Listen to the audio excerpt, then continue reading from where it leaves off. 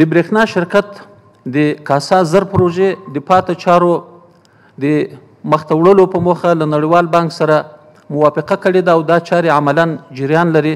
د 1446 هجري قمري کال په اوږدو کې د برېښنا شرکت د داخلي تولید د زیاتولو په موخه له پانګوالو سره د 619 میګاواټه برېښنا چې شاوخوا 591.8 میلیونه ډالرو ارزښت لري قراردادونه لاسلیک شوي او چارې جریان لري.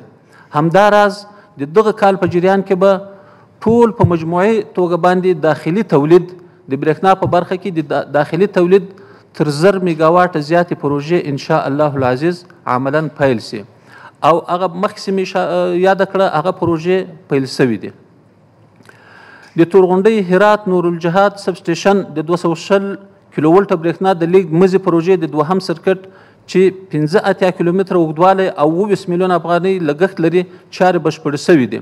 په دې سره به له ترکمنستان هیواد څخه هرات ته شاوخوا 200 میګاواټه برېښنا ولېږدول شي، البته اضافي 200 میګاواټه برېښنا.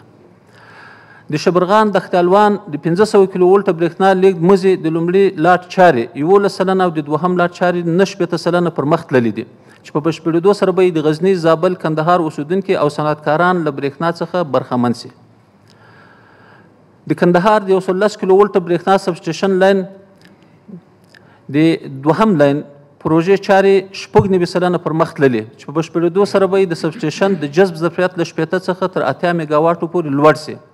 همدارنګه 100,000 نوي پیرودونکي به د برېښنا له انرژي څخه برخمن شي. په 1446 هجري قمري کال کې د دې شرکت اړوند د برېښنایي تجهیزاتو د تولید فابریکې تقریبا 100,000 مختلف سایزه پایې، 11,290 میټر بکسونه، 5,210 برکټونه او 322 سویچ بورډونه، 2,000 مختلف سایزه فلزي پایې او همدارنګه د مزو 11,544 چنګکونه تولید کړي دي، البته په خپلو فابریکو کې.